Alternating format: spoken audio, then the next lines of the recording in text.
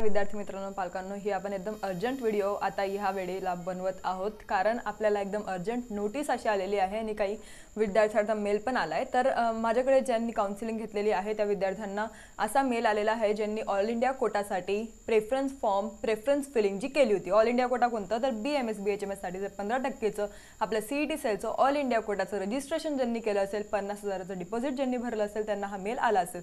तर तो मेल काय ते आपण बघणार आहोत। परत MCC चे आपले काय रूल्स आहे, कसे एक्झिट आपण केली पाहिजे आणि थर्ड राऊंडला आपल्याला काय काय फॉलो केलं पाहिजे की आपलं डिपॉझिट जे ते जाणार नाही। आता डिपॉझिट आपण खूप मोठ्या अमाउंटने भरलेली आहे, तर ती 1-2 लाखची डिपॉझिट आपली कशी गेली नाही पाहिजे आणि कशी आपल्याला परत भेटली पाहिजे ते सर्व आपण या व्हिडिओमध्ये डिस्कस करणार आहोत। जर तुम्ही हे 10 मिनिटं तुमचे वाचवायला गेले म्हणजे तुमचं जे डिपॉझिट इथे जाऊ शकतं, म्हणून फक्त हा व्हिडिओ जो आहे तो पूर्ण बघा, काही जास्त वेळ मी तुमचा घेणार नाही। जास्त डिटेल इन्फॉर्मेशन सर्व जी आहे ती आपण सर्व डिस्कस करत राहतो आणि सर्व गोष्टी इन डिटेल समजवायचा मी तुम्हाला प्रयत्न करत राहते, म्हणून या चॅनलला नक्की सबस्क्राइब करा। आणि जे लोक नवीन असतील त्यांना मी सांगते की मी डॉक्टर देवश्री महाजन माऊली करियर काउन्सिलिंग तर्फे तुमच्या सर्वांसाठी नीट काउन्सिलिंग फ्री मध्ये व्हिडिओ अपलोड करत असते।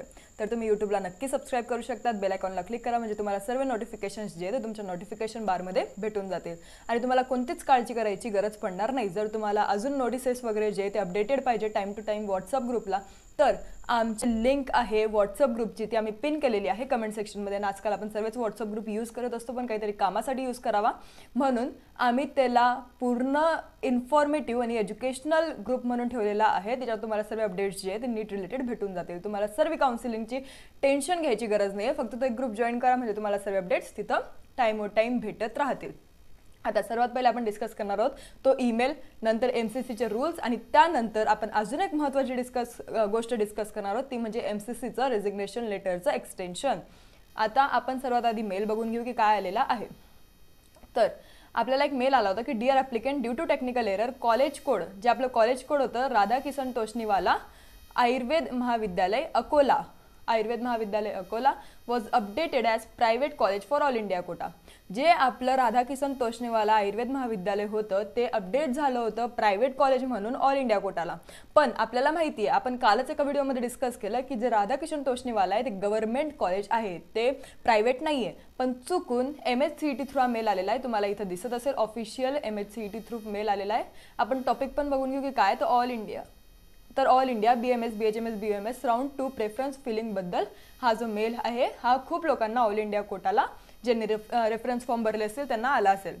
तर अजून काय ते पण आपण बघून घेऊ की जे आपलं गव्हर्नमेंट कॉलेज होतं ते चुकून काहीतरी टेक्निकल एररमुळे ऑल इंडिया कोटामध्ये ते येऊन गेलं होतं। त्याचा हा कोड आहे 3237, पण आता ते अपडेट केलं गेलेलं आहे आणि हे जे कॉलेज आहे हे ऑल इंडिया कोटासाठी राउंड 2 साठी कन्सिडर होणार नाही, कारण हे तसं तर गव्हर्नमेंट कॉलेज आहे आणि प्रायव्हेट कॉलेज आपल्याला माहिती आहे की ऑल इंडिया कोटामध्ये फक्त प्रायव्हेट कॉलेज जे ते आपण अप्लाय करत असतो, म्हणून हे जे गव्हर्नमेंट कॉलेज आहे ते आता भेटणार नाही आपल्याला आणि ते कन्सिडर केले गेलेलं नाहीये। जर तुम्ही भरलं असेल तर हे कॉलेज कन्सिडरच केले गेलेलं नाहीये, ही एक गोष्ट लक्षात ठेवा।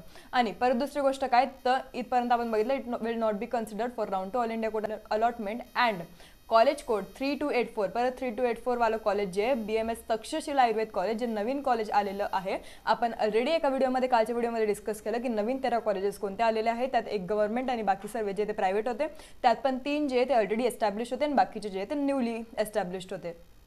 तर तक्षशिला जे आयुर्वेद कॉलेज आहे, खेरदाचं कॉलेज, करंज, वाशिमचं ते आता अवेलेबल आहे प्रेफरन्स फिलिंगसाठी, तर तुम्ही ते आता भरू शकतात। कारण खूप विद्यार्थी आणि पालकांनी आधी सिलेक्ट करायचा प्रयत्न केला होता ह्या कॉलेजला, कारण ते ऑलरेडी नवीन आलेलं आहे, तर ते राउंड 2 मध्ये ऑल इंडिया कोटामध्ये असायलाच पाहिजे होतं। तर त्यांनी सिलेक्ट करायचा प्रयत्न केला, पण ते कॉलेज आपल्याला काही भेटत नव्हतं। पण त्यांचा मेल आलेला आहे सकाळीच की आपल्याला जे कॉलेज आहे ते आता अवेलेबल झालेलं आहे, तर तुम्ही ते आता भरू शकतात। तर तुम्ही आता भरायचा प्रयत्न करा, तुम्हाला हे कॉलेज तिथं अवेलेबल दिसेल। फक्त कोड लक्षात ठेवा की तुम्हाला हा जो कोड आहे हा भरायचा आहे 3284। आता नंतरची गोष्ट आपल्याला काय डिस्कस करायची सर्वात महत्त्वाची, तर MCC चे काय रूल्स आहे। आता सर्वात महत्त्वाची गोष्ट काय आपल्यासाठी, तर MCC च्या राउंड 3 मध्ये आपल्याला कोणते कोणते रूल्स जे ते फॉलो केले पाहिजे ते आपण सर्व या फ्लो चार्ट मध्ये दिलेलं आहे। एकदम उत्कृष्ट आणि क्लिअर वे मध्ये हा फ्लो चार्ट आपण बनवलेला आहे, म्हणजे तुम्हाला बघताच बरोबर हे समजेल, म्हणजे जास्त काही कन्फ्युजन होणार नाही आणि तुम्हाला सर्व गोष्टी जे ते क्लिअर राहतील एकदम फर्स्ट वे मध्ये। म्हणून आपण हे आधी नीट समजून घेऊया। तर तुमचं जे सिक्युरिटी डिपॉझिट आहे तुमच्या हातातून सुटणार नाही, तुमच्या हातात ते राहील. तर कसं तुम्हाला चॉईस फिलिंग, कशी काउन्सिलिंग तुम्हाला राऊंड 3 मध्ये करायची आहे, कोणते रूल्स आणि कोणते रेग्युलेशन्स तुम्ही फॉलो केले पाहिजे की त्याच्याने तुमचं जे एक्झिट आहे ते नीट वेमध्ये होईल, आणि फ्री एक्झिट होतं की नाही ते पण आपण आता बघून घेऊया. कारण राऊंड 3 साठी खूप साऱ्या पालकांच्या आणि विद्यार्थ्यांची शंका आपल्याजवळ आलेल्या आहे, म्हणून आपण ठरवलं की या व्हिडिओमध्ये ॲटलिस्ट ही जी गोष्ट आहे ती पूर्ण क्लिअर करावी. आता सर्वात आधी म्हणजे काय, तर फर्स्ट पॉईंट आपण घेतलेला आहे की फ्रेश अलॉटमेंट. फ्रेश अलॉटमेंट म्हणजे काय, तर आधी ही टर्म समजून घेऊया. राऊंड 3 मध्ये जर आपल्याला फ्रेश अलॉटमेंट झालंय तर याचं मिनिंग हे आहे की आपल्याला फर्स्ट आणि सेकंड राऊंडमध्ये कोणतंच कॉलेज जे ते लागलेलं होतं नाही, म्हणजे आपल्याला न्यूली कॉलेज जे ते थर्ड राऊंडमध्ये लागलेलं आहे. फर्स्ट आणि सेकंडमध्ये आपल्याला कोणतंच कॉलेज लागलं नव्हतं, आणि आता आपल्याला थर्ड राऊंडला नवीन कॉलेज लागलेलं आहे. फ्रेश अलॉटमेंट झालेली आहे, त्याला आपण म्हणत असतो, त्याला ही टर्म दिलेली आहे फ्रेश अलॉटमेंट. आता दोन ऑप्शन्स तुमच्याकडे राहतील. दोन ऑप्शन्स काय राहतील की एक तर तुम्ही सॅटिस्फाईड आहात. दोन सिच्युएशन तुमच्या लाईफमध्ये राहतील की तुम्ही एक तर सॅटिस्फाईड आहात तर तुम्ही ते कॉलेज घेऊन विषय संपवाल आणि डायरेक्ट अकॅडमिक सेशन जेव्हा स्टार्ट होईल तेव्हा तुम्ही तिथं जाल आणि तुमचे जे अकॅडमिक सेशन आहे ते स्टार्ट करणार. ही एक गोष्ट झाली. नंतर काय, तुम्ही रिपोर्टिंग केलीच नाही. दोनच सिच्युएशन आपल्या लाईफमध्ये होऊ शकतात. एकतर आपण ॲडमिशन घेतली किंवा आपण रिपोर्टिंगच नाही केली. तर जर तुम्ही रिपोर्टिंग केली नाही, जर तुम्ही कॉलेजपर्यंत पोहोचलेच नाही, जर तुम्ही ॲडमिशन घेतली नाही, जर तुम्ही स्टेटस रिटेन्शन फॉर्म ज्याला म्हणतो आपण ते भरलं नाही, तर तुमचं जे सिक्युरिटी डिपॉझिट आहे जेवढं तुम्ही भरलं असेल MCCला तेवढं सिक्युरिटी डिपॉझिट जे ते आपलं लॉस होऊन झाली, म्हणजे आपल्याला कोणतेच जे पैसे ते 3 महिन्यानंतर रिटर्न येणार नाही आणि कधीच ते पैसे आपल्याला परत भेटणार नाही. म्हणजे तुमची इथं लॉस ऑफ सिक्युरिटी डिपॉझिट म्हणजे सिक्युरिटी डिपॉझिटचं लॉस पण तुमचं झालं एक. आणि दुसरं तर काउन्सिलिंग, MCC काउन्सिलिंग, तुम्ही MCC काउन्सिलिंगमधून बाहेर पडलेले आहात आणि आता तुमच्या हातात काहीच ऑप्शन नाही आहे. तुमचे पैसे पण गेले आणि तुमची काउन्सिलिंग पण गेलेली आहे. तर एवढं लॉस नको व्हायला म्हणून राऊंड 3 मध्ये आपण कोणते पण कॉलेजेस जे ते एकदम विचारपूर्वक टाकले पाहिजे. जे आपल्याला कॉलेजेस घ्यायचे तेच कॉलेजेस आपण टाकले पाहिजे, म्हणजे आपलं कोणतंच लॉस नको व्हायला. एकतर आपण एक काउन्सिलिंगच्या बाहेर पण नको पडायला किंवा सिक्युरिटी डिपॉझिट पण आपला नको जायला. जर तुम्हाला वाटतंय की मला एक चांगलं कॉलेज पाहिजे तर स्टे वॅकन्सीपर्यंत थांबून घ्या, पण स्टे वॅकन्सीपर्यंत अटीतटीची गोष्ट असते. तुम्हाला भेटेलच याची गॅरंटी नाही. जर नवीन कॉलेज ॲड झालं, जर कट ऑफ कमी गेला तरची गोष्ट आहे की तुम्हाला कॉलेज भेटेल. म्हणून जास्त एकदम तटेवर जाऊ नये. म्हणून राऊंड 3लाच तुम्ही काय डिसाईड करा की तुम्हाला कोणतं कॉलेज घ्यायचं नाही घ्यायचं, की आपल्याला स्टेट काउन्सिलिंगमध्ये जे ते एनरोल करायचं आहे. जर तुम्ही इथं कॉलेज घेतलं नाही तर तुम्ही फक्त जे MCC काउन्सिलिंगमधून बाहेर पडणार, इथं आपण स्पेसिफिक दिलेलं आहे, पण तुम्ही स्टेट काउन्सिलिंगमध्ये अजून पण एलिजिबल आहात. तुम्ही स्टेट काउन्सिलिंग जे ते करू शकतात. फक्त एक लॉस होईल ते म्हणजे सिक्युरिटी डिपॉझिटचं. नंतर आता तुम्ही MCC काउन्सिलिंगमधून बाहेर पडलेले आहात म्हणजे आता तुम्ही एलिजिबल नाही आहे स्टे वॅकन्सीसाठी. ही एक गोष्ट तुम्हाला फ्रेश अलॉटमेंटसाठी समजली असेल. दुसरा पॉईंट काय की तुम्हाला एकतर कॉलेज जे ते अपग्रेड झालं नसेल. म्हणजे काय, नॉट अपग्रेडेड म्हणजे काय की सेकंड राऊंडमध्ये तुम्ही कोणतं कॉलेज जे तुमचं अपग्रेड केलं आणि तुम्ही तेच थर्ड राऊंडमध्ये आता वाट बघताय की आपलं जे कॉलेज आहे ते अपग्रेड होऊन येईल. तुम्हाला समजा 10व्या नंबरचं कॉलेज लागलं, पण तुम्ही आता वरच्या 9ची वाट बघताय की आपल्याला वरच्या 9मधून कोणतं तरी बेटर ऑप्शन जे ते भेटेल आणि आपण तिथं ॲडमिशन घेऊ.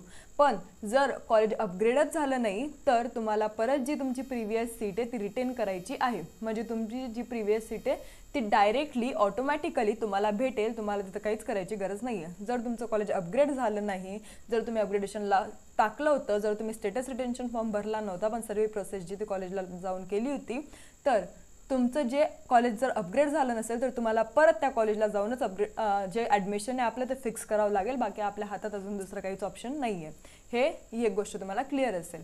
आता जर तुम्ही तिथे ॲडमिशन घेताय म्हणजे काय, तर तुम्ही आता परत स्टे वॅकन्सीसाठी जे ते एलिजिबल नाही आहे. म्हणजे तुमची जी काउन्सिलिंग आहे ती आता पूर्णपणे संपलेली आहे. तुम्हाला डायरेक्ट आता परत अकॅडमिक सेशनला कॉलेजला जॉईन करायचं आहे. तिसरी गोष्ट, जर तुमचं कॉलेज अपग्रेड झालं असेल, जर इन केस तुम्ही अपग्रेडेशनला टाकलं आहे आणि तुम्हाला बेटर ऑप्शन भेटलं, म्हणजे तुमचं कॉलेज जे ते अपग्रेड झालं, तुम्हाला नवीन बेटरमेंटसाठी तुम्ही गेले, तर एकतर तुम्हाला जे नवीन कॉलेज भेटलेलं आहे अपग्रेडेड कॉलेज त्याच्यात तुम्ही जर सॅटिस्फाईड असाल तर चांगली गोष्ट आहे. काउन्सिलिंग तुमची संपलेली आहे, आता डायरेक्ट कॉलेजला जॉईन करा. म्हणजे तुम्ही ते कॉलेजला आता जॉईन केलेलं आहे, ॲडमिशन वगैरे घेतलेली आहे, डायरेक्ट अकॅडमिकला तुम्हाला जायचं आहे.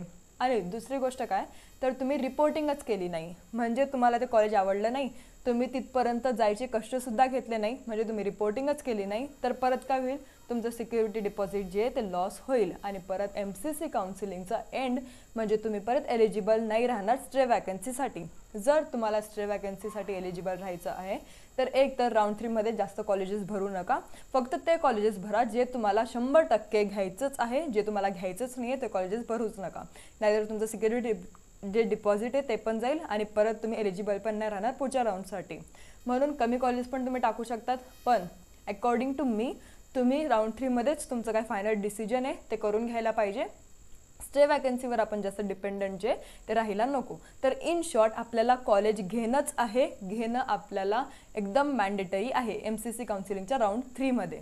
मेन गोष्ट आता तुम्हाला काय करायचं आहे, तर जर तुम्हाला तुमचं सिक्युरिटी डिपॉझिट परत पाहिजे तर तुम्हाला जे कॉलेज भेटलेलं आहे तिथे तुम्हाला कोणत्या पण परिस्थितीत ॲडमिशन घ्यायची आहे. भले तुम्ही सॅटिस्फाईड राहो नको राहो. तुम्ही जर सॅटिस्फाईड आहे तो वेल अँड गुड, पण तुम्ही जर सॅटिस्फाईड नाही आहे आणि तुम्ही जर काउन्सिलिंगच्या बाहेर जाताय, तुम्ही जर कॉलेजला काहीच करत नाही आहे, रिपोर्टच करत नाही आहे, तर तुमची जी सिक्युरिटी डिपॉझिट आहे ती गेलेली आहे. जर तुम्ही अपग्रेडच करत नाही आहे, जर तुम्हाला कोणतंच अपग्रेडेशन लागलं नाही आहे आणि तुम्ही जी प्रिव्हियस सीट आहे तीच परत रिटर्न केली तर तुम्ही एलिजिबल नाही आहे स्टे वॅकन्सीमध्ये. जर तुमचं अपग्रेडेशन झालेलं आहे पण तुम्ही सॅटिस्फाईड आहात तर ठीक आहे, पण जर तुम्ही सॅटिस्फाईड नाही आहे तर परत तुमचं सिक्युरिटी डिपॉझिट जे ते लॉस होईल. आता ह्या गोष्टी आपण नीट समजलेल्या पाहिजे. राऊंड 3 मध्ये आपल्याला कोणत्या पण परिस्थितीत आपलं सीट जे आहे ते घ्यायचंच आहे.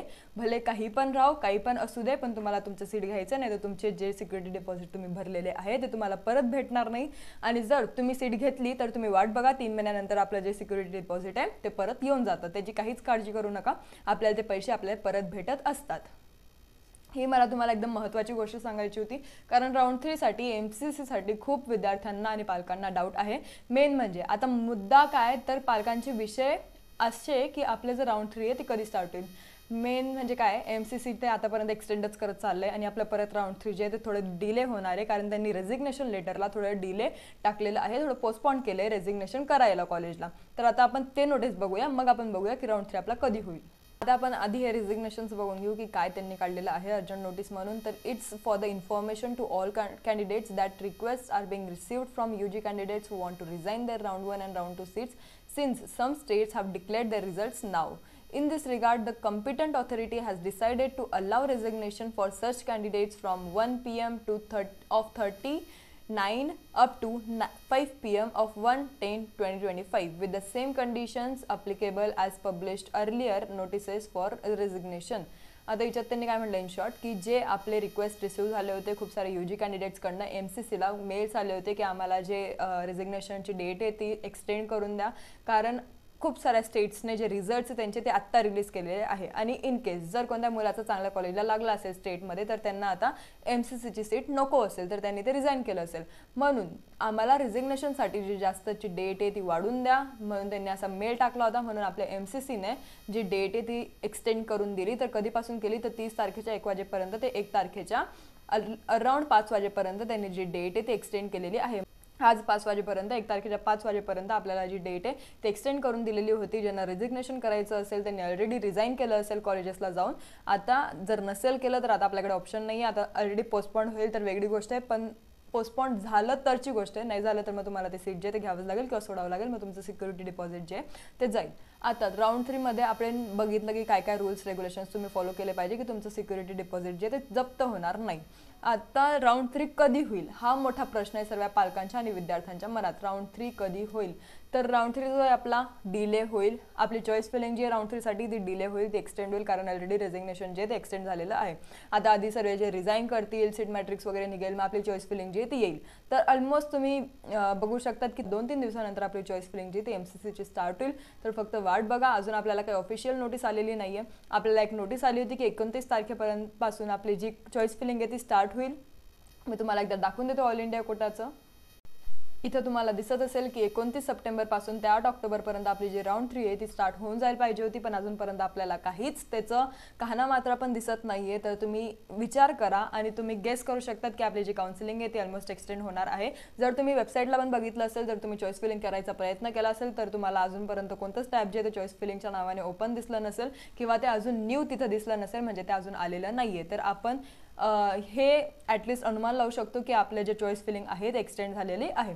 त्यात आपल्याला स्टेटची पण आली होती की स्टेट काउन्सिलिंग तुम्हाला इथे दिसत असेल की कधीपासून आहे. तर आपलं राऊंड 3चं जे आहे ते 6 ऑक्टोबरपासून ऑलमोस्ट स्टार्ट होऊन जाईल 17पर्यंत. आणि इथं 23 ऑक्टोबर टू 24 ऑक्टोबर यांनी दिलेलं आहे की व्हेरिफिकेशन जे कॅन्डिडेट्सचे जे कॉलेज जॉईन करायची डेट आहे ती तुम्हाला एवढीच डेट दिलेली आहे, 23 ऑक्टोबर ते 24 ऑक्टोबर तेवढ्यामध्ये जाऊन तुम्हाला तिथं जॉईन करायचं आहे. पण इन केस जर ही डेट जर एक्सटेंड झाली तर ही पण डेट एक्सटेंड होऊ शकते. हे दोघे इंटर रिलेटेड राहतात, तर ह्या गोष्टीची तुम्ही नोंद घेतली पाहिजे. बाकी जर तुम्हाला काही पण शंका असली तर आपलं कमेंट सेक्शन जे ते ऑन आहे, तिथं तुम्ही तुमचे जे काही शंका असतील ते तुम्ही मेसेज करू शकता. जर तुम्हाला आमची पेड काउन्सिलिंग पाहिजे असेल तर या नंबरला तुम्ही नक्की कॉन्टॅक्ट करू शकता. तिचं 8275518480. या नंबरला फक्त लवकरात लवकर कॉन्टॅक्ट करा. जर आपली MCCसाठी तुम्हाला पेड काउन्सिलिंग पाहिजे असेल तर आमच्याकडे अजून पण जे काही सीट्स आहे ते थोडेफार उरलेले आहे. आमचे खूप लिमिटेड सीट्स राहतात, पण त्यात पण थोडेफार सीट जे ते वॅकंट आहे, कारण आमचे बाकीचे मुलं जे बाकीच्या विद्यार्थ्यांनी जे ते ॲडमिशन घेतलेली आहे. तर आता सध्या तरी 3rd राऊंडसाठी आमचे सीट्स वॅकंट आहे. तर तुम्हाला जर ॲडमिशन पाहिजे असेल MCCला, जर तुम्हाला चांगल्या कॉलेजला तुमच्या स्कोर अकॉर्डिंग ॲडमिशन पाहिजे असेल तर तुम्ही आम्हाला नक्की मेसेज करू शकता. मेसेज फक्त व्हॉट्सअपला एक करा की आम्हाला MBBS किंवा BMS किंवा BHMS किंवा BDSसाठी जे ते काउन्सिलिंग पाहिजे आहे, पेड काउन्सिलिंग. तुम्हाला आमचे जे काही टीम मेंबर्स आहेत ते तुम्हाला फीस सांगून देतील, तुम्हाला तेवढी पे करायची आणि नंतर तुमची सर्व जी प्रोसेस आहे ते सर्व तुम्हाला आम्ही गाईड करू, प्लस आम्ही ती करून देऊ. आणि तर जर तुम्हाला व्हिडिओ आवडला असेल तर नक्की लाईक करा, आणि जर तुम्ही आतापर्यंत सबस्क्राईब केलं नसेल तर नक्की चॅनलला सबस्क्राईब करायचं विसरू नका. धन्यवाद.